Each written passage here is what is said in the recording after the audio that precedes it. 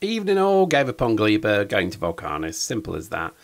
What I thought I'd do is actually start to unlock some of the artillery. Never used artillery, maybe it's time. Need to try and find a way to handle the biters. They're getting a bit of a problem again. I could just go and exterminate them with nuclear weapons, but nuclear weapons never feels very sporting, does it? It doesn't give good sport. So I thought artillery might be fun, because at least then you get like the rampager to your walls. That's kind of fun. All of the planets I have are now being sort of turned into end game planets. What do I mean by that? Well, all of the planets that I've done so far, they work, they produce the science, and they, you know, tick in the box. They do what they're supposed to do, but they don't look very pretty. So just before we came back from Gleba to Nauvis, picked up a load of foundations. We're going to use foundations to make Vulcanus great again. I think that's the kind of desire I have with Vulcanus, is to make it a bit more pretty. So that's going to be the focus. A lot of the effort is going to be really just making so that we could probably put a city block down. I quite like city block. I think it works quite well. I think what I'm going to do here, and you'll see me kind of flailing around in this video, is trying to work out how best to do that. There's kind of a couple of things you need. When you do city block, you've got to try and encompass an area that works. I think the city block from Nauvis is too big, so we're probably not going to use that, but you'll see me trying sizing it up. I think we're going to go for one that's half the size, and I kind of like manufacturing cells. Has always been something that I'm quite excited about. So I live a simple life. I get excited about manufacturing cells. Because you can then just have trains with maybe one engine and one carriage zipping around. That's the design. When we go and look at things like Aquilo and Gleba and Fulgora, they'll all be different. So while they'll have the sort of spirit of the city block, they won't necessarily have, well, the same city block. So the first thing we're going to do with this particular area is figure out where to build artillery shells, because they are going to be quite important. So really just trying to kind of engineer the end game now. So things like the substations, currently I have common substations, and now we have a glut of legendary substations. So maybe now is the time to, well, to re-engineer it into that. So that's going to be what we're going to do. We're going to clear a space. We're going to get rid of that. That's in the way. I want a terminus station. Don't know what killed that, by the way. I want a terminus station so things can be delivered here as well. We'll just blueprint it to begin with, but that's the order of the day. The purpose for Vulcanus for me is probably going to be turning it into much more of an iron and copper production as well. Currently, if you could stack iron and copper a bit better, I think I would even smelt it here and have it delivered to the planets. But for now, you don't really need to do that. Gleba is like probably the one, well, Aquilo, you do need to do that. But for Gleba, probably would like to do this. I don't like growing my own copper and iron there. I don't think it's terribly efficient. I think a giant manufactorum ship appearing in orbit and literally dropping via pod a huge kind of swathe of iron and copper really gets my juices flowing. As you can see, city block's too big. I don't think it's going to work here. I don't want to have to make tons of the foundations. I'd rather make sort of choice. And again, see, that's the general city block there. I don't think it's going to work. I think it's a bit too big. So probably what we'll do is we'll go for a quarter of that. And it might look a bit sort of busy, I guess. But because we are still limited on space, we don't want to kind of just massively expand in this area, because again, you don't need to. The infinite resource of lava is the key thing here, and there's always lava. So really, that's going to make this a very different thing. The city block on Nauvis is very different, but you get the point. A lot of what I'm trying to do as well is just try and figure out what planet should do what. So Vulcanus to me really is going to become, you know, like Mars in Warhammer 40k is going to be the manufactorum planet. It's going to be a hellish place that if a novice finds themselves being assigned now, it's basically a death sentence. Because I just think this is a great place to make, well, everything really, that's kind of initial base game. I actually think it's probably the best planet in the entire system. Nauvis is fine, but you do have to chase the ore patches, whereas here you never have to move your base, ever. The only exception would be tungsten, things like that, but again, you could just do long distance railway for that. And you're not exactly using huge quantities of that as well, as far as I can tell. I mean, I have been playing this for hundreds of hours now, and I've not burnt through any tungsten ore patch, except the very small one that I ninja mined at the very start. So I think that's probably going to be what we do. I want to try and, so here we go, we're trying to sort of convert everything to legendary as well, because having the legendary stuff makes everything a bit better. But when it comes to things like the drone or the roboports and so on, it's not as clear cut. So might need to kind of clarify this design. Post in the comments, how have you done this? Because at the moment we've only got common roboports but legendary substations. So cover a much wider area, but it also means you have to think a bit more carefully about where to put the roboports if you want it to look nice. And I think that's just something I'm going to have to work out. But to begin with, we need a space where we can actually build the production plant effectively for artillery shells, which are going to be obviously quite highly used.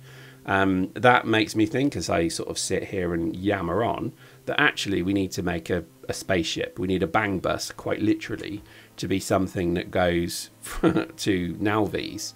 I don't think, well, I guess we could take them to Gleba as well, but for now we won't, because I don't really want to annoy the pentapods. Post in the comments what you think about my design here. It doesn't give complete coverage logistics wise, but that's okay. I don't think we need complete coverage, because here again the design impetus here is going to be trains, belts before bots. I think, you know, it's I don't want to put bots like everywhere. I find bots a bit of a cop-out. I think they're there when you need them. I think I'd much rather have belts and trains doing everything. A, because it looks nicer. B, I think it just is less punishing on the eyes, because you obviously have hundreds of bots flying around. And, you know, it's kind of when you need it, you can use it. So that's kind of the design impetus. It'll all be belt driven. And then loaded into spaceships, sent back to Nauvis, and ready to rain freedom upon the bugs. So I think that's what we'll do. And one of the key things as well is everything has to be lit and have concrete.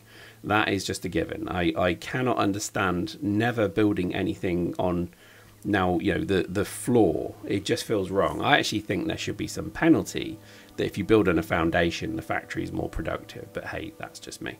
And I do think this kind of cell, you know, production is going to work. Might not even make it a square. I think actually I quite like the idea of rectangle manufacturing city blocks, sort of squares. I think that might be worth a look. So everything's kind of narrow and long. That's definitely something we're going to look at. So I think this is going to be designed to be something a little different, because Nauvis has obviously got huge rolling expanses and you can really do quite a lot there. Here you'd have to have an awful lot of foundations to do the same level of city block. So I quite like kind of manufacturing silos like you see here, sort of columns effectively. And at the bottom you would have raw material come in, and at the top you'd have raw product go out, or vice versa, depends, you know, trickle down or build up. It's entirely up to you, but I do like that concept, because I think that to me would look kind of cool.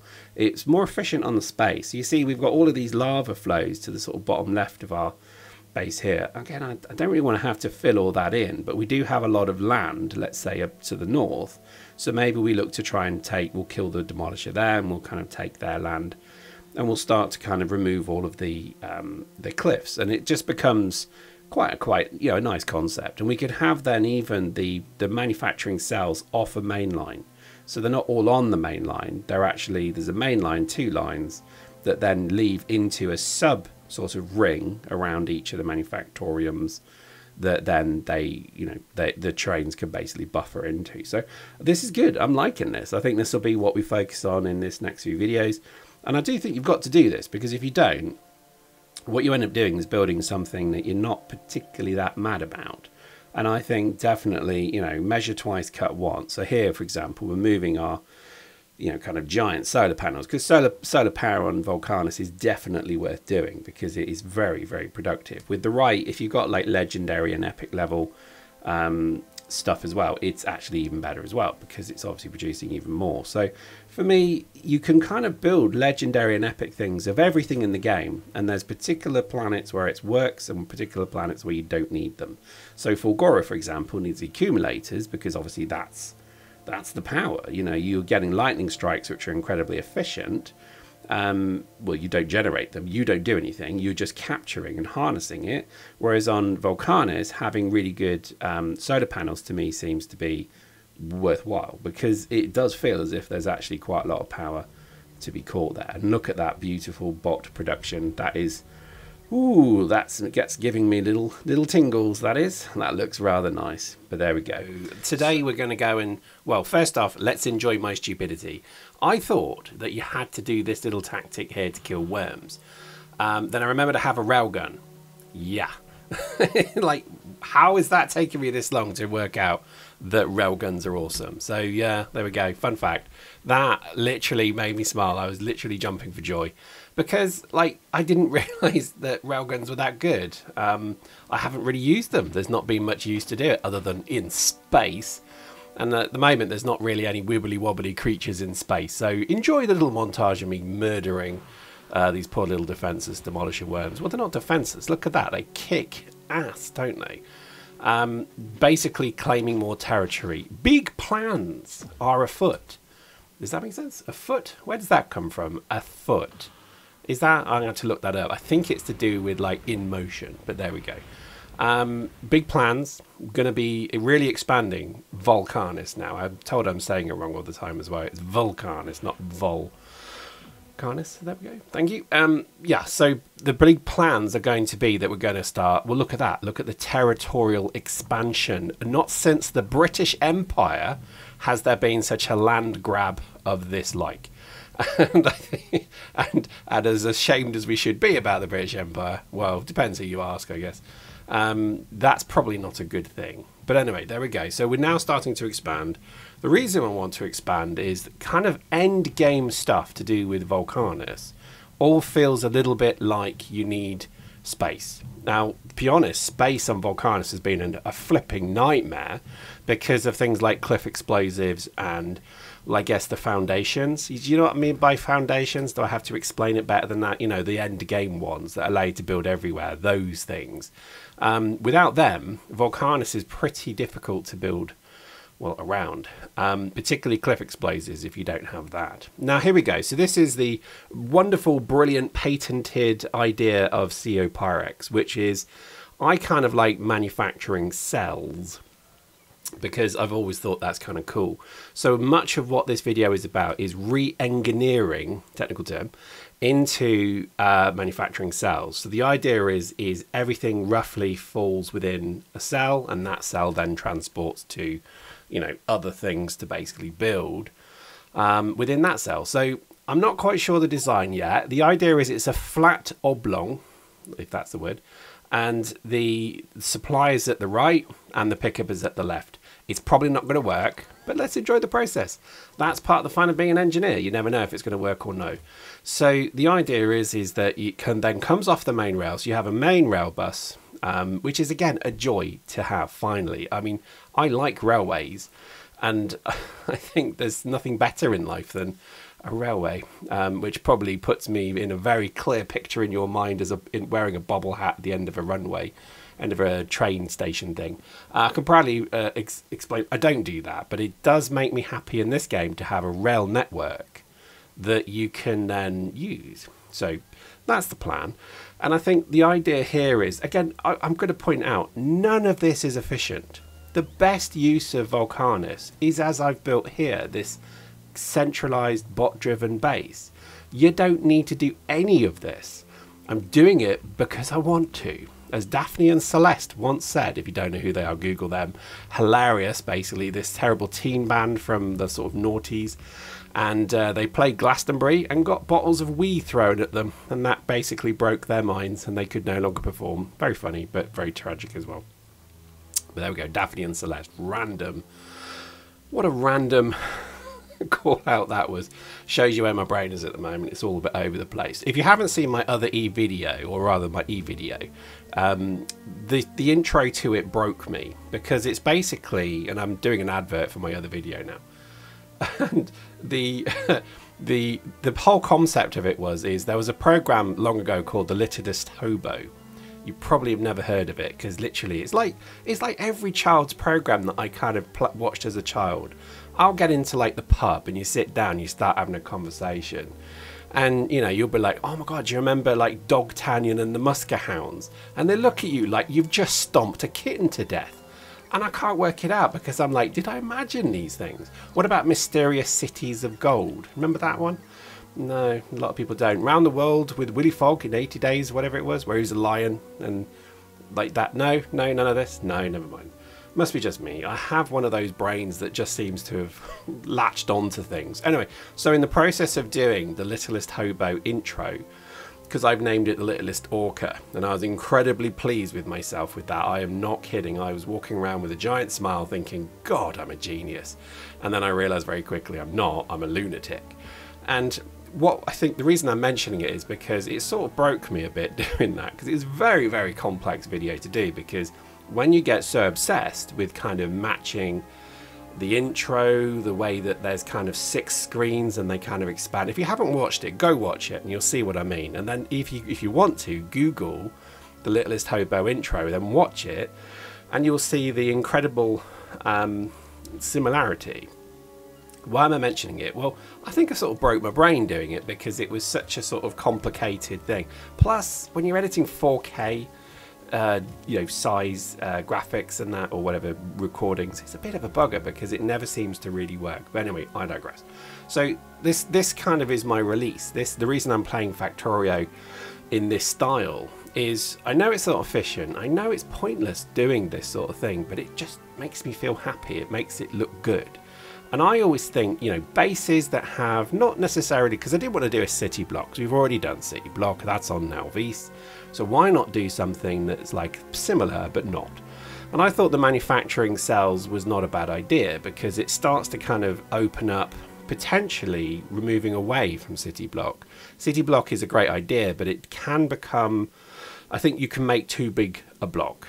And I think the rail network with the 4-way interchange becomes a real challenge as well. So anyway, long story short, I think it becomes a bit of a mission to try and sort of figure out why you're doing certain things. And I think an awful lot of what you're seeing here was utter hubris. There was no point me doing this whatsoever.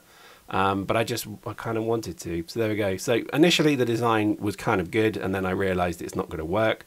So as you can see here, we've had to redesign it. I'm not even entirely sure the space is the right size, but again, a lot of what engineering is about, so I would say, is about experimentation. You've got to try things, and this is the beauty of Factorio to me, because it's a wonderful game to say to yourself, I wonder if I can build a platform, I don't know, that has only lasers, and basically see how far you can get with just that. That's kind of cool. I like things like that, little challenges, and I think that's what the wonder of the engineer is about, because it's really about sort of seeing what the envelope is and how it can be pushed. So these little manufacturing cells, they'll work on one train, one carriage, mostly be driven by liquid copper and steel being delivered to the right, and then processing things through to the left, and then them being picked up. There'll be a pass-through filter as well. So while there'll be, let's say there's 2 resource stops, that may not work, it may not be enough, but again, that's part trial and error. You'll have this sort of loop. So while both, let's say the copper train and the iron train are in station, pumping out their hot liquid goodness all over the foundries, then let's say the product train that will come to pick it up can skeet through the middle of them and basically pick up the bits. You'll see what I mean towards the end of the video. Rather interested if it will work. I don't think it will, but again, well, it's worth a try, isn't it? Because I think if it changes a little bit of the sort of day-to-day, away from kind of just large scale kind of main bus style bases, there's nothing wrong with them, but when you've done one, you don't need to do another 10. And I think this is why things like this really appeal to me. I know this looks complete jibber jabber, doesn't it? It looks complete shash, But the thing is, it's kind of therapeutic for me to do it, because it's like, well, is it possible? Is it something that could be quite cool? And it's probably not big enough. And this is where I think beacons will be a massive part of this build, because you're just going to need a huge amount of beacons to make it worthwhile, because you can't fit 20 foundries. Well, you can, but you can't really fit 20 foundries. But what you can do is have beacons, and then quality beacons, because as we're now unlocking legendary stuff, it's starting to become a bit more feasible to use smaller spaces to produce something in more kind of, let's say, smaller quantities. I'm not necessarily trying to boil the ocean here, but I'm more trying to kind of just make something, I don't know, that maybe just works. So fast forward again. So what we've been doing is we've put in place two things. We've put in a liquid copper pickup station with about 10 trains, and a liquid iron pickup station, again with about 10 trains. One carriage to one car, if that makes sense. That's it. So what I want to do is then have refueling stations. I know I need another refueling station for where we have double-ended trains, because we do have a few of them. So I'll leave the middle one clear for that. But that's it, basically. You know, I don't want to try and make fuel stops at stations, because that's old tech. You might as well use the new tech. We've had to do a lot of jiggery pokery to move things around to make it actually fit. I mean, I'm not going to lie. This has been pretty challenging to make it fit. But I tell you what, and again, I'm going to speak directly to you through your ears to your brain now. This game's great, isn't it? It's so good. Like, every so often I'll go away from Factorio, and then I'll come back to it like, oh, I just wonder how it's going. And then an hour passes by and you're like, oh my god, this is so good. So this game is just pure genius. It really is. So there we go. So we have our copper train sidings. It's all being pumped from the production. Now the production is not final. We're going to move them as well. So at the moment I want the copper production below copper, train pickup, and iron and so on below iron.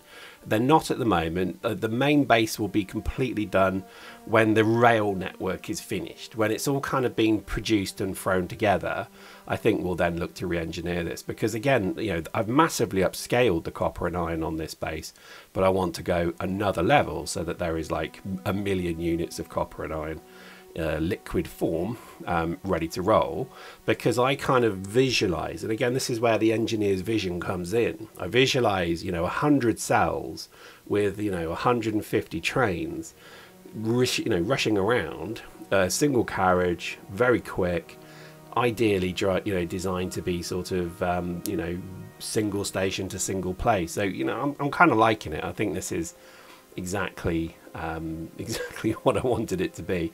The main base is frustrating though, because of all the end products in there. And you know, there's a bit of a debate here. Do you just import everything again? You know, do you really need to make everything on this planet? I think the answer is yes, but at the moment I'm a bit 50-50 on it. I don't know, maybe we'll do that, but as you can see, you know, this is coming together quite nicely. I do like this kind of design with the sweeping arches into it, if you see what I mean when I just zoom out slightly. They're like a cell or a network off the main rail. So once you've passed that point, you're then in the network, the group, the circle, whatever, and then you're then waiting to rejoin the main railway network. I quite like that. There's definitely something, there's something sparking with this. Again, it may not work, but the idea is you've got small numbers of trains quickly moving. So, you know, I think as we start to add more, we're probably going to find that 2 rails isn't enough, but you know, let's see. Yeah, so ideally, and you can see I've doubled this, so now we've got, I think it's like 10 cells there, so there's, and it's been flipped, so we've now got basically the space is kind of there. I guess the next question is, what do we start to build? It makes sense to start with the obvious stuff, so chips and things like that. Maybe that's where we go, because Vulcanus is so different. It's difficult to kind of figure out how to do certain things, because you know, if you wanted to make, let's say, cogs, iron sticks, steel girders, whatever they're called, iron plates, that's one train, and through it's a foundry. So this is why it's quite compelling, because I mean, oh, we've done 8, there we go. But as you can see, it can expand upwards. I Oh, look at that, our fuel stop is working. Isn't that sexy? Isn't that just wonderful? So I love that sort of input output. It's probably not going to work because, again, I think it's going to get all jammed, but the idea is to kind of keep away from large trains. We do have some double-headed large trains, but they seldom move. Things like coal, things like calcite, doesn't move a huge amount. So let's see. So let's go to a cell now. So how are we going to do this? Well, I think it's going to be beaconed. That's the given. And I think really the way I want to try and do this is to have it so that the raw product comes in, it then produces the intermediates here through foundries. Obviously, most things is going to be foundries. There might be the odd thing here or there that maybe we can piggyback another cell. So let's say we're making something where we need, I don't know, tungsten. Well, then we don't necessarily need the copper and iron train on every single cell. We could piggyback off these 4x2 silos here. So you see what I mean? There's going to be a bit of logic that we have to apply here, because I don't think each cell needs to necessarily be independent, but I think it's interesting to see how maybe we do that. But look at this. So I think this is coming together quite nicely. I like the kind of clean, crisp nature of this. I think that's exactly what I wanted. You offload, it's then processed in a foundry, it's cast, and then those products are moved via belts, never bot, to products that basically then you'll make in the middle, and then that's where you then move forward from. So that's the plan. So I think ultimately it may not work, but you know, hey, you got to try. And I think it won't do everything. So things like red circuits, I have no idea how I'm going to make plastic. But I mean, plastic's a good example. That's probably actually quite easy on this cell. But again, you then have to deliver that plastic to to another cell to deliver it. So it might be that there's a bit of adjacency. There you go, nice word. That we have to use here to make this work. So let's see. I mean, I do really like the end game stuff. So things like these, whatever they're called, the electromagnetic factory thingamajiggamies, they're great. And I think this really is, again, you could beacon the heck out of these as well. And it's a debate whether or not to do the whole kind of thing as a beacon. A long time ago, we played, Trouble and I played Factorio. I introduced her to it, and we were playing, I think it's vanilla, but pre space age vanilla. And she came up with a very good point that yes, beacons are pretty good, but actually having like 100 factories making something in this giant field of factories, and that sort of spewing out onto a belt, then that makes a perfectly full belt. There's something very satisfying about that, and I do agree. So I think definitely a lot of the focus should be trying to make something that looks good as well as being functional. Yes, technically, if you just, again, it's pure engineering. If you want to take just an engineer's route, which is, it has to be the most efficient it can be, who cares what it looks like, you're missing part of the fun of the thing, because I do think there is a beauty of design that you should try and do. But we're not going to go down that route, because that gets into very boring engineering practices and principles. But I do really relish this game for the kind of things that it makes you think of. And I think, here, look at that cell design that we've put in here for the green circuits.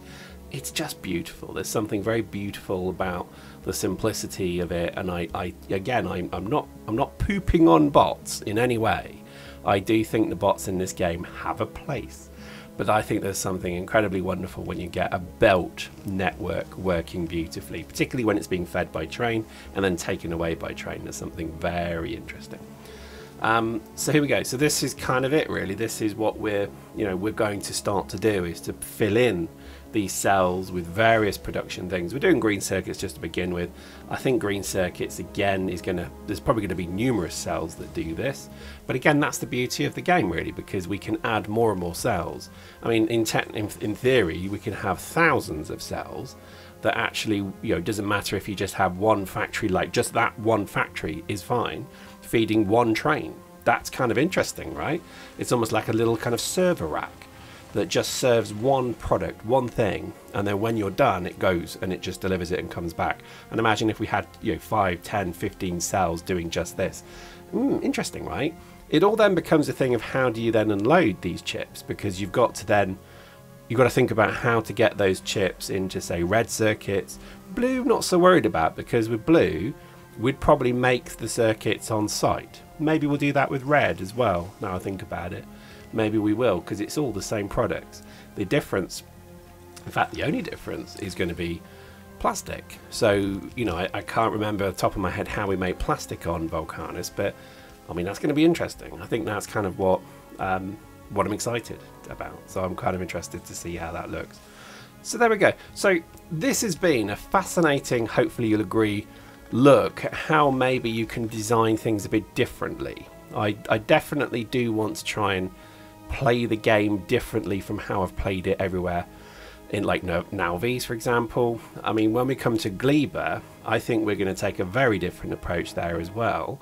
But for now, you know, we'll not say more than that. But Vulcanus to me was always going to be like an industrial forge world designed to be quickly moving. So from above, you would see trains and things and belts moving and so on. Not too many bots, because I've always liked the thought that maybe there are some places where bots do not have dominion, and you use something a bit more well, simple, like belts and so on. But let's see. I mean, I'm quite honestly not expecting this to work, but it'll be nice to see how maybe far we get. Look at this beauty, look at this splendor, this majestic splendor. That's a good set of words. Yeah, we've got the cellular manufacturing running now, and I have a few examples up and running, and we're going to work through a few more today. This is completely pointless though. Everything I'm doing here is absolutely not required. I guess that's the true of all mega bases, isn't it? You don't need to do a mega base, but you might as well, because hey, that's part of the game. Loving cellular stuff. To me, this is like totally what I wanted to do with the city blocks, but city blocks kind of became a bit too big. It's very difficult to fill a city block as well. So for me, this is something, I'm enjoying this. So what are we doing? Well, we're doing the basic components to begin with. So green, red and blue chips. We're doing plastic. We're doing, well, we've actually got power up and running as well, but you'll see that in the next video.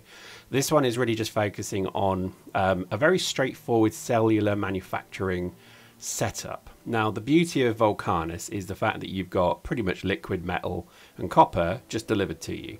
So you can then dictate and decide what you want to do with that, which is, well, it's just splendid. Same with things like plastic, because with plastic you just need, well, petrol, petroleum and coal, and these are two things that you can just create at source. So one of the things I am going to do probably in a later video, because I haven't done it yet in the game, is move the oil production. Currently we're doing simple oil production, you know, coal liquefaction using calcite. Now I don't know if that's actually very efficient. Post in the comments if you would recommend going to full coal liquefaction on Vulcanus, because I did the numbers. It looks like it's more productive to do coal liquefaction, but I'm not entirely sure it's actually worth the effort, because the simple coal liquefaction using calcite seems incredibly easy. So anyway, post in their comments, tell me what you think, unload your mind brain to me and let me know your thoughts, because I'm not sure if it's worth doing, so we'll see. When it comes to power, absolutely we've gone calcite liquefaction, whatever they call it. You create steam, basically pouring sulfuric acid over calcite, create steam, and that obviously then can be chucked through a turbine, and basically you're producing power. So we've included that into the cell, but you'll see that next time. What we're trying to do at the moment is really figure out what maybe to build in these early stages of the cell. I learned about cellular manufacturing when I did my engineering degree way back in the Ice Age, and it was really interesting to me because it talked about all the different ways you can do manufacturing. So let's have a little bit of a manufacturing conversation. You can do things which are kind of linear, or you can do cellular. Cellular is where you have like 5 different types of machines, and the product goes from one to the other because of the 5 stages of that the product's build. So, you know, pillar drill, lathe, and that's actually seen as quite efficient because you're moving the product less. And I think that's actually what I wanted to do here, was to, I think, try and make it, I mean, it's not exactly like that because we've still got linear production in a cellular setup. it's getting confusing now, but we do have to be slightly careful of that. So when it comes to things like green chips, I've done 2 lots of green chips because I don't want to kind of create one vast production of them. I find that boring. I always like the kind of application in a sort of cellular way. So for example, if you were making, I don't know, drone units, you know, the drone things, you could just have, let's say you need a red chip for that. You would then have a green chip being produced from liquid metal that then is fed directly into a red chip. So you just then deliver plastic on top of that. So you've then got everything there. You then, and let's say you need steel or whatever else. I'd make it up, but you see my point. So basically the idea is that you just deliver things to a small area like these little cells, and you try and deliver the product in that. It's a bit of a challenge. I've got to admit, mega basing it is so much easier because, you know, with a train system, you can basically do anything. And that's, I mean, look at this. It's so lovely and modular. You can basically just, you know, add lines, remove lines. The speed of the trains with one carriage on it is pretty quick as well. So generally, this is working quite well.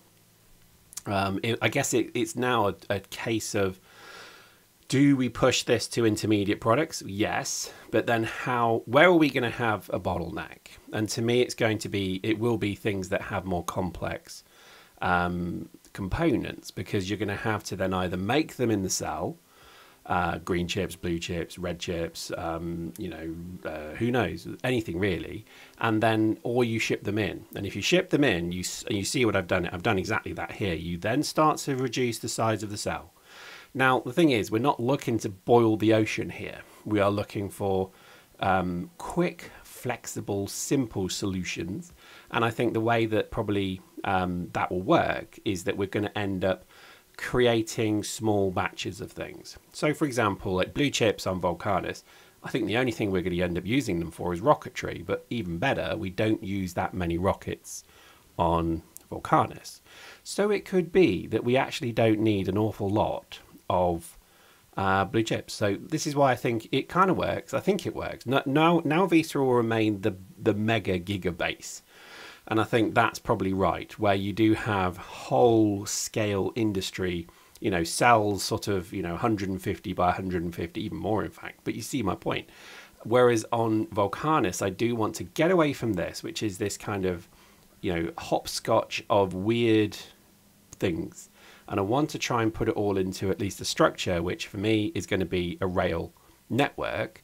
And putting that into a cellular network, I think just means it will be, well, it'll look lovely and it'll make me very happy. So this is why we're doing it. Because again, surely gaming nowadays is all about making oneself quite happy. So here we go. Here, let's analyze this design that we see here. Not a particularly good design, I admit. It's a great example of when you start to kind of spaghetti a base, because you're running out of space. You've not really thought of the aesthetics. You've not thought of the flow through. You're trying to kind of blueprint it and make it repeatable, tileable. All of this is wrong. And even actually what I end up doing here is still wrong, but it's okay, because sometimes it's okay to do something that has, let's say, like here, we don't need 2. This is overproduction because we're not producing enough green chips to sustain 2 here.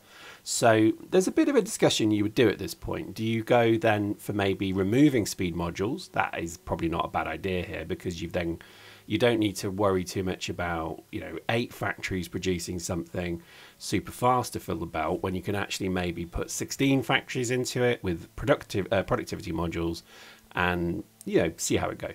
For me, I would much rather have a wider expanse of things than less, because to me the beauty of Factorio is vast sort of production facilities.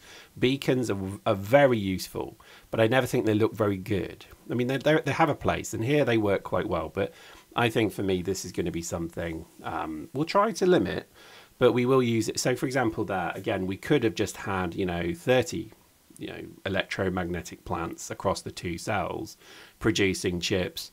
I don't mind that we've gone with something a bit simple, because it looks quite nice and it's actually very efficient. So it does seem to produce a full belt of, you know, green belt as well of chips, which is good. But let's see if it does continue that. And again, we're using common setup chips here, so or rather modules.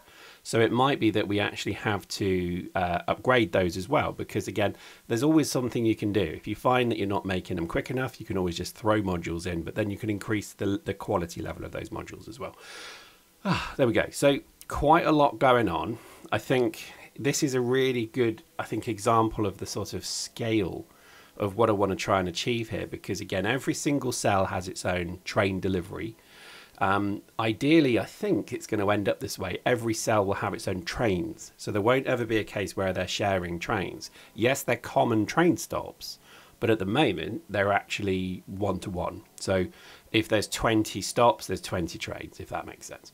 And I think that's the right way to be. Now, because again, it's a pure fluke that I didn't design this was pure luck. I actually made it so that each of these stops has just enough room for 2 trains as well. So that means that you then start to reduce buffering. So for example, it will burn through coal and green chips so fast that if you don't have that second train waiting and ready to go, the production will stagger, it will stall, which is what you don't want. So again, this is something we'll see. I do like the design. It's very swooshy and whooshy. I think that's a technical term, by the way. I do quite like it. I think it works quite well, and it looks pretty good. I've always enjoyed bases with 1 train and 1 carriage as well.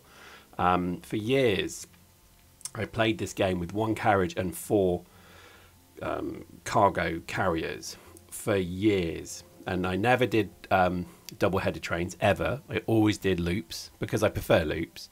But as I've sort of got better at the game, I've started to have both. So there are some instances where you have, I mean, most of Nauvis is double-headed trains and 4 carriages, which works perfectly. I think it's even 5, actually. No, it's 4, definitely 4. But here, I want to try and make it so that each planet has a unique feel and style to it. So for me, Vulcanus it's kind of like a Forge world, quick, fast. Things are sort of happening. Production is happening. Hammers dropping on anvils and sparks flying. That's what I wanted in my head. That's what I saw when I kind of thought of what I want Vulcanus to be. And I think this is exactly what I wanted, because when this is all done and you've got like 20, 30, 40 cells of manufacturing, it's going to be thoroughly exciting. I will do my little trick, which is you just jump from train to train and you just enjoy the base. And I think this is something we'll certainly do, because I think at the moment I can see that there's actually quite a lot I could do here as well. And maybe export. We've not really looked. I mean, currently I have 2 rockets serving Vulcanus. 2. That's nothing. When you think about actually what you can build on this planet and how much you could produce, surely this is maybe a candidate for maybe even producing blue chips and shipping them all around the solar system. I mean, it could be. And I quite like that thought. I've always wanted the sort of manufactory in space. So, like a red dwarf. That's why my ship looks like red dwarf. I like the idea that it's a giant mining ship that also produces things and so on. I quite like that, but I think ultimately we'll end up with a city ship, that just a mega base ship or whatever you want to call it, that will go from planet to planet. And on that ship, it produces everything.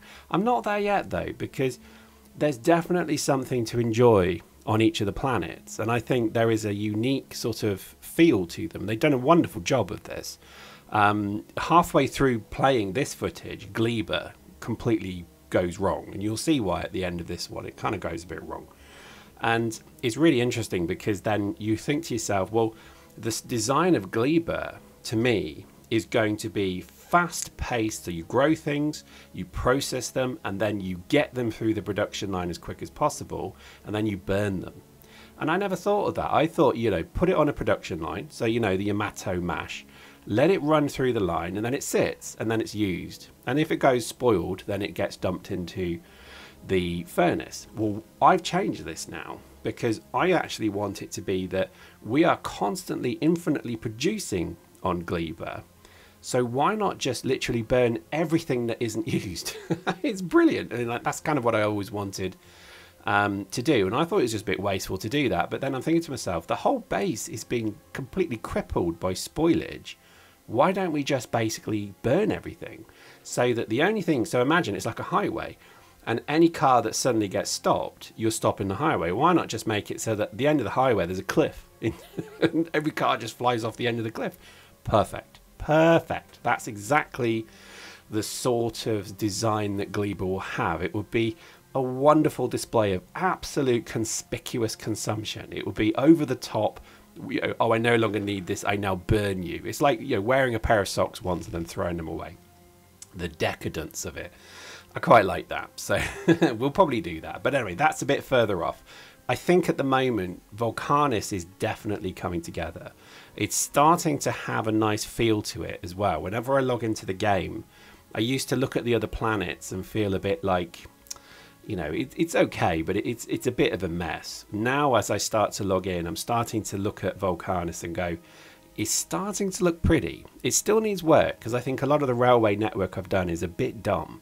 So I still think there's a bit of work to be done. I think, certainly with the rail network, it needs rationalization, but I like where it's going. And I can see that through trains, belts, etc., you can make something quite nice. Not that I don't have a problem with bots, but I don't want bots to be the backbone of any base that I have. I mean, maybe a Quilo. No, actually, Quilos, that's dumb, isn't it? Because a Quilo, just the energy drain on them is too much. You see my point. I mean, I want to produce something that just looks great. And I think that's very much the design drive that I'm trying to build here. I want something that, whenever I log in, I can just sit it and go, yeah, I like that. It looks pretty. And that's engineering 101. It should be something that you're proud of and that you think, yes, that looks spot on. That's absolutely what I wanted. Even just things like here with the belts, I'm not happy with the way it looks. I want it to sort of look a particular way so that it has that sort of feeling of, I don't know, connection and cleanness. And I think that's, again, this game really does highlight if you've got maybe a slight autism problem, but I think I definitely do, because when I start to look at things you can do with this game and making it right, I'm happy to spend hours to make it look nice. And I'm quite sort of relieved in a way that I am able to do that. I always find that's the rule of life, actually. You should always try and make good quality things. Whatever you do, whatever job you do, or whatever, course you're doing, have pride in what you do. If you literally take pride, I mean, it's like a craftsman, someone who, a handyman to a caretaker to a, anything really. If you have pride in what you do, it will serve you well. And I think Factorio is a wonderful example of this, because if it is all a complete mess, you never really engage with it and you never really like it as much as you think you do. And I think that's something to sort of bear in mind. It's that whole kind of, I mean, if you ever read Jordan Peterson, don't worry, I'm not going down a rabbit hole there, but I read, whenever somebody challenges me with various topics, I always try and read them, because I don't like to be told things. I like to sort of work things out myself. So if somebody says to me, so-and-so has a good book, you should read it, even if I maybe don't agree with all of their politics, I'm still going to read it and get my own opinion. I'd rather form my own opinion. And Jordan Peterson's someone I actually think is quite an interesting character. I mean, lately he might have said some crazy stuff, but his book, 15 Rules to whatever it is for a life, it's not a bad book, because it's all the simple stuff that, yeah, your parents will tell you. Clean your room, tidy up, be decent, when you come and deal with people, try and have a very positive mindset. Don't sort of like enter into things with a negative mindset.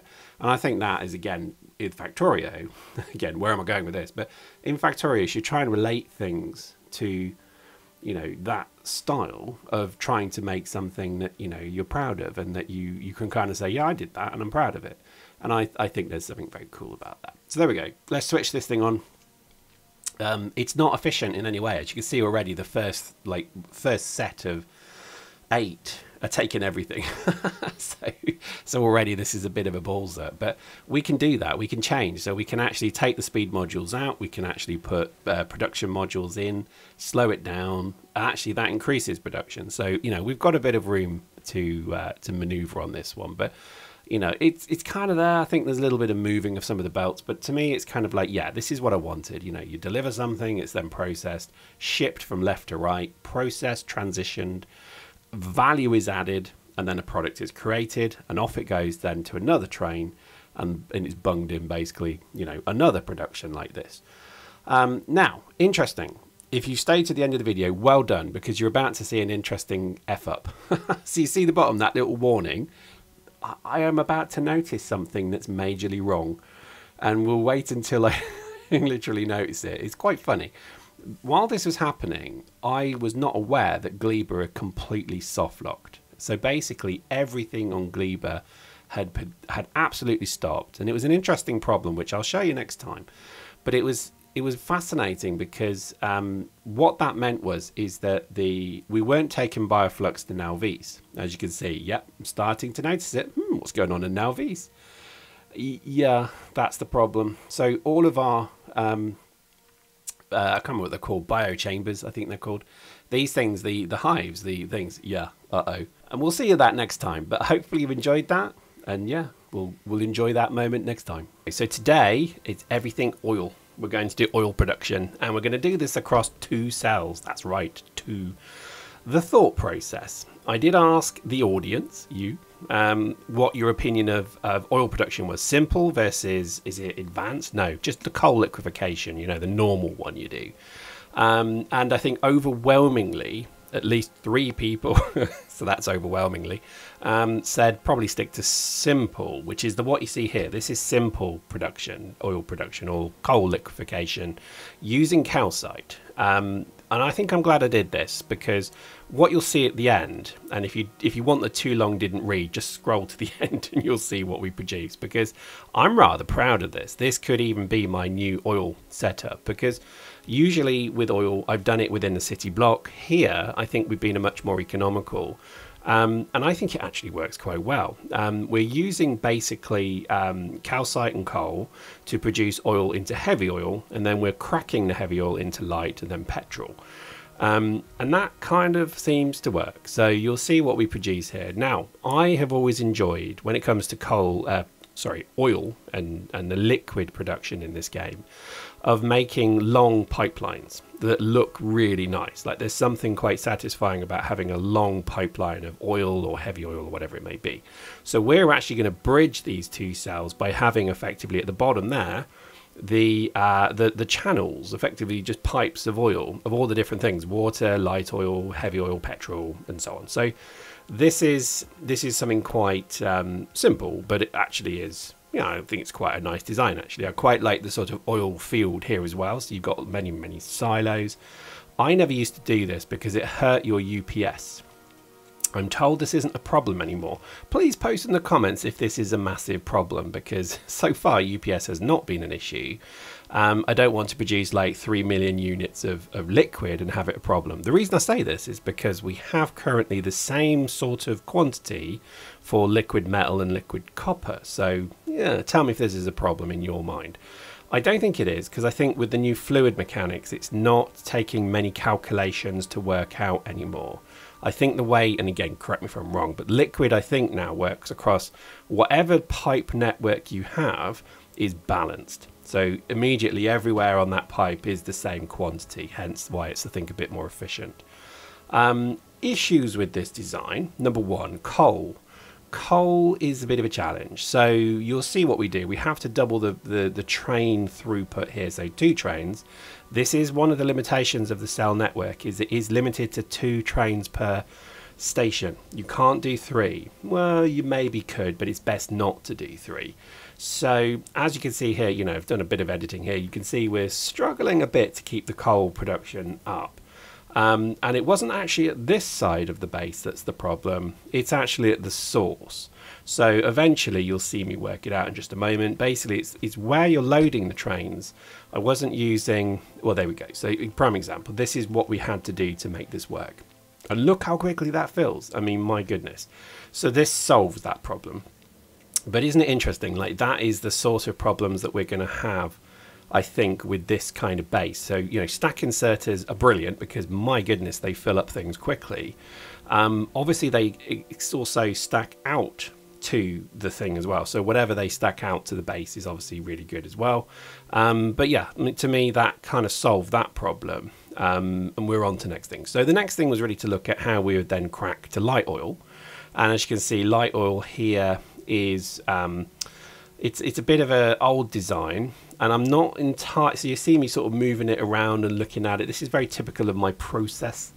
So we just bung it sort of near, because at the moment I think the first thing we had to do was to figure out how to put water. So for any oil cracking to happen, you have to have lots of water. Now, I was going to do quite a big water build here. I actually have in the old base like 8, 10 of these cryogenic chamber things producing water, and I didn't quite appreciate how really good they are, because you probably only need 1 or 2. So currently we're doing 1 to 1, which is steam production through calcite cracking, I guess you'd call it, and then steam reduction to water. So that's the process for water here, and a lot of this is trying to work out, is 1 enough? The quick answer is yeah, it turns out 1 is more than enough, but it does need a bit of beaconing, and in the end I think I added more anyway, but for now we've stuck with 1. Because in terms of water production as well, this can be excessively quick. So these things work with a 50% productivity bonus already, and then if you bung speed modules like I've done there, as long as you have the things being delivered like acid and calcite, it's pretty good. I think a lot of this base is really testing to figure out, can I get away with certain things? And I think this is one of the best things about Factorio, is firstly get it working, so you could just build. It's like anything. In fact, funny story, I'm fitting a dash cam to my car at the moment. Completely random story. And again, if you look at the instructions, I know, a man reading the instructions of a device, what the heck? It does say plug it all in first before you install it, and I've always been a firm believer of that when it comes to anything, just check it works, because the amount of times I've gone and bought something, like I bought a telly once, right, a TV. I went to a place in UK we call Curry's. The only reason Curry still exists is because they sell TVs to idiots like me, and I went and bought a TV from them. And I spent ages mounting it to the wall, digging all the channels, making sure it's all ready to go. Plug it in, didn't work. And I was like, oh man, I've broken it. I then had to take it back, which is no easy feat for a pretty big telly. And this is big back in the day, like 40 inch, that's not big now. That's like a monitor size now. And I was like just pleading with the manager, who was half my age, basically, who thought I'd smashed the TV myself. And I hadn't. It literally just didn't work. Eventually, they gave me another TV, took that home, and it went straight on the wall. But again, wonderful example of measure twice, cut once. But there we go. So what we see here is the bit that I've really been looking forward to. I love these kind of swishing pipes. I love them.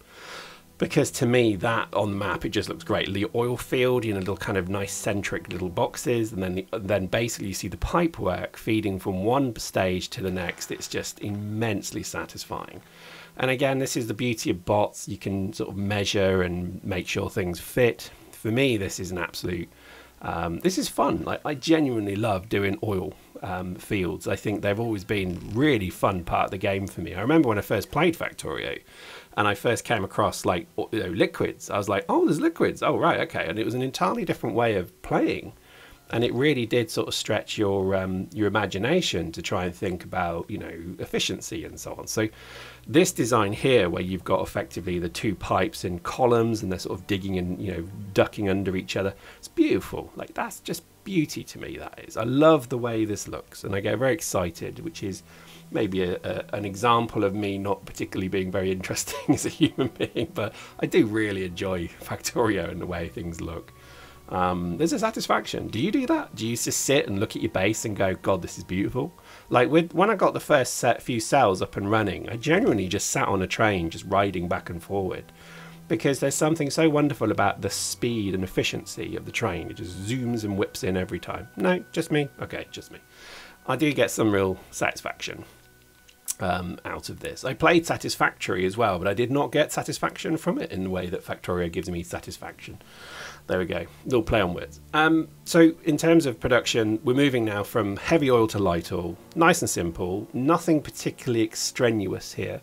We don't need to go too hard on this one, because the process of heavy to light is actually quite efficient. It's quite quick.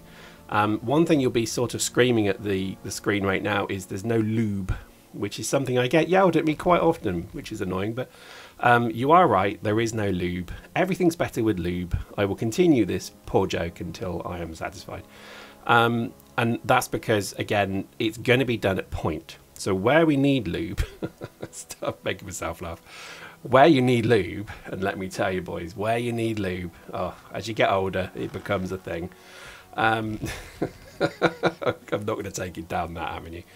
You might as well just do that at point. So if you're needing it for things like belts and things like that, might as well just actually ship in heavy oil and turn it into lube there. I don't know, maybe not, we'll see. I think that's probably how we'll do it. You don't need lube a lot of places. Again, excusing the obvious joke here. But again, cracking then to light oil. I think light oil you do need quite a bit of, so I've gone with a relatively healthy silo field there. I don't know if we actually need it in massive quantities of Vulcanus, but I think you do need it for things like fuel blocks and things like that. And we'll come to that. So actually fuel production is going to be something we'll do at the very end of this process. So not in this video, the next video you'll see how we've done that. Because again, we make fuel blocks from light oil because it's the most efficient way to do it. And then you turn those into fuel cells, fuel things, whatever they call them. So this is kind of working quite nicely. I think this then starts to look at petrol or petroleum. So how do we then create that? So again, it's a kind of left to right process. So we start basically pushing heavy oil down to light oil. Light oil then gets cracked into petroleum. And again, the water, that's lovely. I love the fact that you've got this supply of a single pipe, and that works really well. We do need light oil as well for fuel block production, so we will use that here as well. So we'll need to create another line effectively for that. So I think there's 4 lines. Yeah, there's heavy, light, and petrol, and then water. And I think as long as you keep them separate, it kind of works. I would love it if you could just lay them side by side, but I think they look pretty good like this anyway. So there we go. So pretty much almost complete. So we're getting to the point where effectively everything is being produced. One of the only things left to do is to think about how we then ship those around. Currently we have this in the main base, but we're going to decommission that. So we need a train stop here to pick up light oil, but that's less important because petrol is important for plastic production. So to be honest, plastic production takes priority, so that'll be the first thing that we create here. But yeah, so there we go. So this has worked out quite nicely. I think some old designs, not particularly interesting designs, but I would say it's a pretty good tactic to go above and beyond. So when you're producing things, just make it so that you're mass producing, always overproduce. That's always been my mantra, because you could balance it, but it's better just to have lots of it. And then it produces and then stops. And then it will only really reproduce when you need more of it. So there we go. So I think that takes us to what is effectively the end of the oil build, part 1. We'll look next time at some of the other things we're doing with it, but hopefully you kind of see what we've done. We've taken 2 cells, we've turned them into effectively, autonomous, no bots, nothing to do with bots, and they're kind of driving a pretty high production of oil. I think the challenge with it is, yes, we are burning a lot of calcite and coal, but they seem pretty abundant, so I'm pretty confident that we can continue to use them. We may evolve over time to coal liquefaction, but for now, let's not worry about that. So let's show the whole thing. So again, in our base, you see it's basically here. We have our cell 1, cell 2, and they're basically producing all the bits we need. So there we go. Simple, right? Welcome back to Factorio. We are basically almost done now. So today is going to be a bit of a show and tell. I look like ROBOCOP 2, you know, the failed one that shot itself. Just realised that really does look like that. Anyway, so I think we're done on Vulcanus, almost. I think there's only a few things left to do. Behold, SLAB 1. This is where I live now. I like to think of this as kind of something dropped from space. I always like that thought that you would have some orbital platform that maybe you could land, and maybe that's where they'll go one day with it. But to me, I wanted something that had sort of a feeling of built in space, dropped onto the planet, and you can see we put sort of little steps down, quite like that. So this is it, and everything kind of extends from here really. So we have our kind of, you know, command, whatever that is, you know, the landing pad effectively. We then have a lot of sort of rubbish that we're sort of slowly working through, and we're actually recycling quite a few bits as well, because there's just no point. I like the idea of keeping the thing tidy. We then have a bus. And then I was going to create something that meant you didn't have to use bots at all. But I thought, because once you've built the things, they tend to not then need much work. I kind of left it.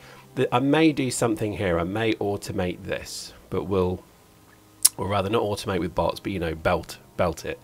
Because it's really the only thing that I'm using quite extensively, actually, is these legendary substations. So we'll probably leave that running because we do need them. Everything else, I would say, is pretty much good. Lots of room for activities, so we've got lots yet to still put in. This is going to be set up so that when we have our belt production, which is done over here at the moment, these will just be fed via belt to here. So anything that we export from here, which again, for the life of me, I can't actually remember what we export, but let's have a quick look. Actually, I think we can tell this. So it's this one, I think. Is it this one? No, which one is it? It's one of these. They're based. Oh, there we go. So this is what we're exporting currently. So we'll just make sure that these are being fed to the site, you know, the rocket silo.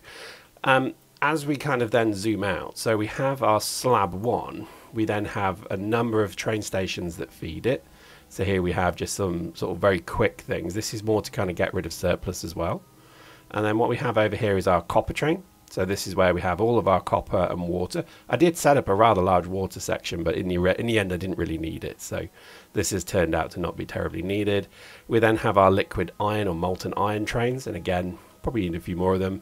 But this is then when things are delivered. So we have effectively a cargo delivery now. So we have all of the things that we're producing out in the wild that are now being delivered, fed onto belts, and rather pretty that, and then fed through to the base. And then we also have things being fed down to, in this case, our belt production and other things. So this probably needs a bit of a tidy still, but I'm not going to mess with it. It works. It will do that eventually.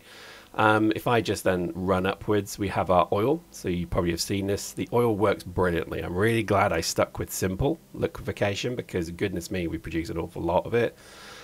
And I think it's worked quite well, splitting it across the two. So we have basically an abundance. This is a land of plenty that then feeds through into our oil fuel cell production, which is working quite well. So I think this whole area here has worked pretty good, actually. Lots of cells left still because there's a few things probably I want to make on this area. But let's just look at what we do have. So chip production, basic, but it works. Like I've not run out of anything yet. And even when these things were running at full anger, I was still surprised at how quick they produce. So pretty good. I'm quite impressed with that. Red chips. I did think I went a bit too overboard on engines, which is this one. So again, we're producing a lot of engines. Probably didn't need to do that, but it looks rather nice. And then blue chip production. Again, I thought this might be a bottleneck. Not really. It's actually fine. And then we have our couple of power cells. We're not really using too much power. So if I look at our power, we're producing so much from solar panels because obviously get a huge boost that it's not really, well, we're not really using this, but it's there if we need it. And I put it within a cell. So you can see it's also got kind of a, you know, the design intent from the beginning was mini cells off the main line that you could then produce things. I would say this has been a roaring success. I'm quite proud of it. I like it. I think Vulcanus is still pretty tricky though, because I don't want to kind of foundation everything. So when it comes to things like this, so I built, you know, tungsten ore kind of patch. I'm not doing it right. Don't worry. I know this is not done right. I just built it quickly and I haven't really sort of finished it yet. But what I'm doing here is just sort of picking, you know, making sure that we are one car to one train or carriage trains work, and it's pretty good actually. I'm quite impressed with it. Low density structures again. I love this design. I kind of like this. So you've got kind of a double feedback. So you've got one way kind of raw things coming in this case plastic, and then coming out we have then stacked using stack inserters these low density structures. I like this. This is definitely something I'm going to do a bit more. I've actually reduced the beacons as well because we didn't need them, but we'll look at that. Maybe we put a power one in there, but again we don't need it, so it's all peachy. We moved also up to the tungsten plates. So is it plate? Should be bar really, shouldn't it? Anyway, so that's working quite nicely as well. Same design, but again works really nice. I think when it comes to carbide, this has obviously worked same design as well. So we're all quite nice. We're also making carbon as well, which I know is kind of stupid because you can just make it in the spaceships, but I just thought, why not? Let's make everything completely independent of anything in orbit. And this has worked quite well. as well. So let's just then fly down. One of the things we are going to do, and I'll show you my preliminary sketches and drawings and designs, is a dual height railway.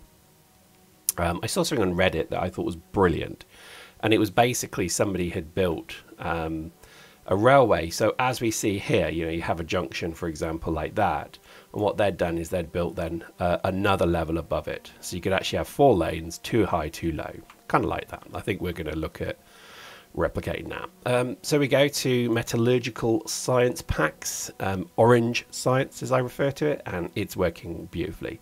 I think I'm actually going to say this design is just about holding on, because it's one tank of copper, or molten copper, is barely holding on. So 2 trains makes it, what, 100k? It burns through it so quickly. I mean, I'll just give you an example of this. If I just fill up my inventory, and let's just allow it to start producing again. So there we go, it's producing, and you'll see that, look how quickly that bottom right, look at that, it's reducing quick. So didn't quite work.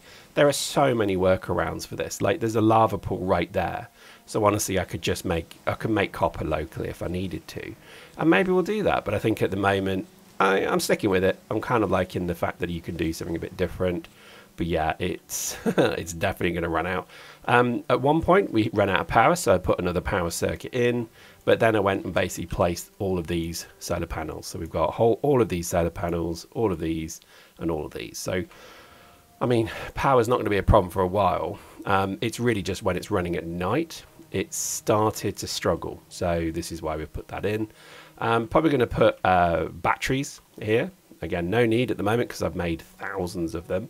And I'm probably going to put the, what do they call them? The drone units, the ones that you, there you go, flying robot frame. So probably do that, but again, not in any urgency because I'm not using drones exclusively much here. So I think we can probably get away with not doing that, in fact. Just repurpose some of our old base. So again, we have, well, the old base was basically here, it's gone. So anything like this, where we were sort of digging up sulfuric acid, you can do these wonderful loops off the main loop. So it just literally comes, fills up, then runs off again. I love that. That's real kind of, you know, Autobahn design. Quite like that. And then we have our rocket. So this is just for delivering science packs. It's not particularly efficient. It's not particularly good. That's a great way to introduce it. It's just, you know, bots are never a great idea, I think. And honestly, I regret it. But for now, it looks pretty. I mean, it's literally in a pool of lava. I like to think it's on top of the... This was a volcano when I landed. This was the volcano that spawns right next to the base. And I kind of like it. So I think for now, it stays. But we may move this to the slab. So I think there's plenty of room on slab 1 to maybe absorb some of that. But for now, I kind of liked it. It looked pretty, so we went with it. Massively over-engineered the storage of it. Wasn't really thinking. I'd had a few drinks, if I'm honest. But it looks quite good, so I quite like it. So, and again, we have our kind of our trains. These are delivering, you know, huge amounts, 8,000. So pretty much my ship that takes that science to Nauvis only carries 4,000. So we're pretty good there, I think. And last things to show, I think really when it comes to things like the coal, you know, there's so much more I think I could do with this space that I'm going to probably come back to it. But I think, dare I say it, I'm pretty much done with Vulcanus. The only thing I can see that I did want to do, and I'm really gutted I didn't do, was the legendary stuff.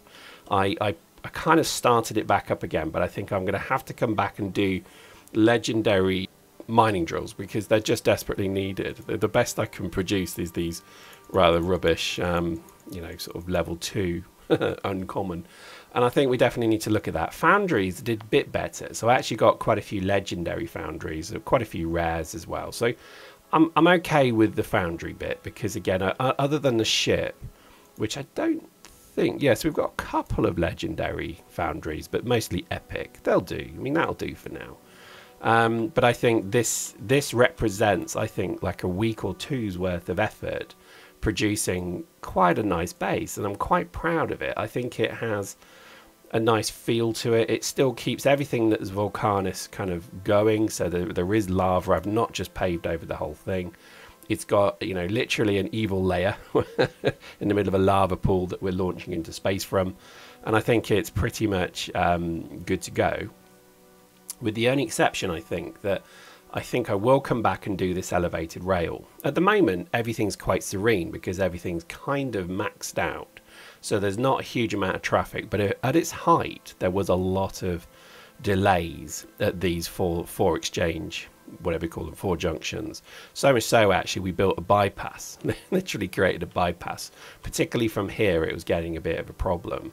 But we may do that again. So I do want to explore basically this design here, which really just starts to kind of bring, you know, potentially some kind of interesting augmentations to the existing railway I've got. Because if you look at Nauvis, you know, this is a great example of, I mean, it's a nice city block design, but imagine if you could just then plonk on top of it another layer that basically sits, you know, kind of like above it or around it. I think this could be, there's definitely something to it, and I'm quite excited. And I think the only problem will be these things, these, what do you call them, the junctions. They're going to be a problem because we have to figure out how to do that. But there's so many brilliant people on Reddit and designs that you can really just sort of get your inspiration from that.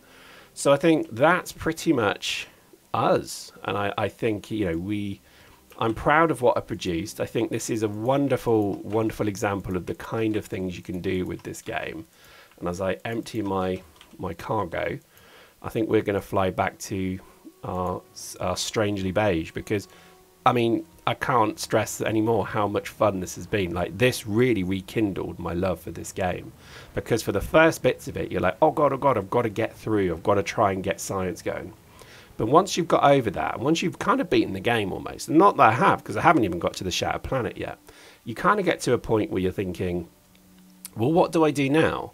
And I honestly think the best thing you can do is to go back and look at your bases. And I've got to admit, with Vulcanus, I've pretty much destroyed it. I've rebuilt it entirely, and I think it's, you know, it's good to go. And now I think it's really time to kind of go and look at Gleba. I think I've been putting it off for a long time. Fulgora is going to be one that I do want to do, because again, nice base, it works, but I want this to be the base, and I want to almost kind of create a realm. I mean, Fulgora is going to be so much fun. I can't wait for it. But if I do Fulgora works, Gleba doesn't. This base is a pile of shuddering arse, and I think it just needs love. It needs tidying, it needs sorting. If you look at these areas here, I mean, I've never done the proper kind of build on the, you know, the terraforming, because we've got so much wastage there, you know, land not being able to farm upon. So it feels like it's probably time. But before we do, we'll go back to Nauvis and we'll load up. Nauvis is having a bit of a challenge at the moment, so I've been sending my bots. In fact, I can't remember where they are now. Let's just double check where they are. There they are. So I've now got quite a big bot army, because the reality is it's getting a bit of a problem now. I found, actually, I mean, let's have a look at pollution. I think, yeah, I mean, there you go. That's why pollution has now got to a point where everything is attacking me. So I'm tempted to just go around and find the edges of everything and basically destroy, and just do like we did here, just build completely ridiculous defenses. I still haven't done any artillery, and I think that might be something. I mean, that's the original reason I went to Vulcanus, which is slightly ironic, but I do think it's time to potentially go and wipe out the you know, anything within range using artillery. And it's, again, it's the first run I've ever done where I've never used artillery. Let's just go and wipe. Oh no, I don't like it when it does this. There we go. So let's go and wipe these dudes out. And I think this might be what I do just between now and the next time you see. I think we're just going to go and basically wipe out bugs, because it's just got so terrible. Oh my god, I hope they've all got ammo. They do look like they got ammo, don't they? Oh, this is like terrible. This is just like ridiculous. Like, oh my god, literally almost lost them. I think I lost one. No. Oh goodness me. There we go. So good start. And I think this is kind of why I need to come back to Nauvis. But there we go. I hope you enjoyed that. So I think the next thing is we're going to see the war on bugs. See you next time.